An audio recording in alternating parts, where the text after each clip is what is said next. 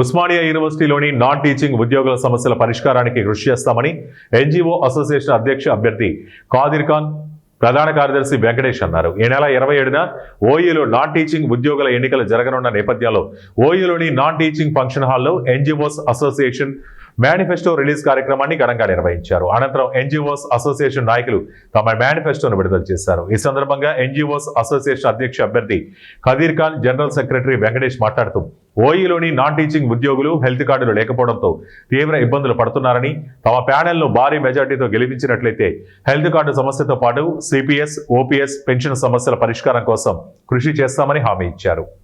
నమస్తే. ఈరోజు ఖాదిర్ ఖాన్ మరియు B Venkatesh panel manifesto inaugural function ఉండే.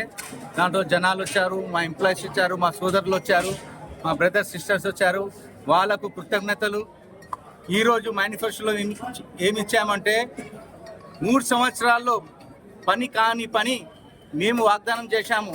మేము గెలిచిన తర్వాత మా ఎంప్లాయీస్ చిన్న సమస్యలు, పెద్ద సమస్యలు, సిపిఎస్ కానివ్వండి, ఓపీఎస్ కానివ్వండి, హెల్త్ కార్డ్ విషయంలో కానివ్వండి, రెమ్యునరేషన్ విషయంలో కానివ్వండి, చార్జ్ అలౌన్స్ విషయంలో కానివ్వండి, ఎన్నో సమస్యలు ఉన్నాయి.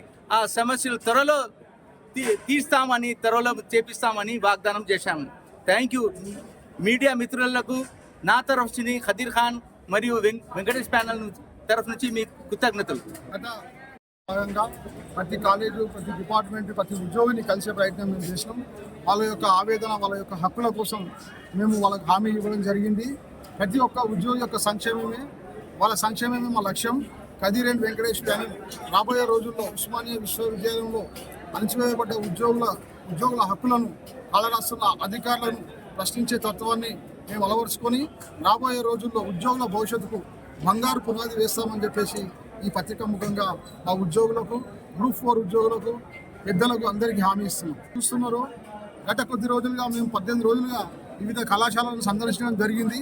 ప్రతి దగ్గర ఉద్యోగులు పాత యూనియన్ పైన, ఎగ్జిస్టింగ్ యూనియన్ పైన చాలా నిరాశ నిస్పృహతో ఉన్నారు. వాళ్ళ సమస్యలను గ్రూప్ 4 ఉద్యోగస్తులు మరి ప్రభుత్వం ద్వారా నియామకమైన వాళ్ళతోని నేచర్ ఆఫ్ వర్క్ చేయించకుండా వాళ్ళతో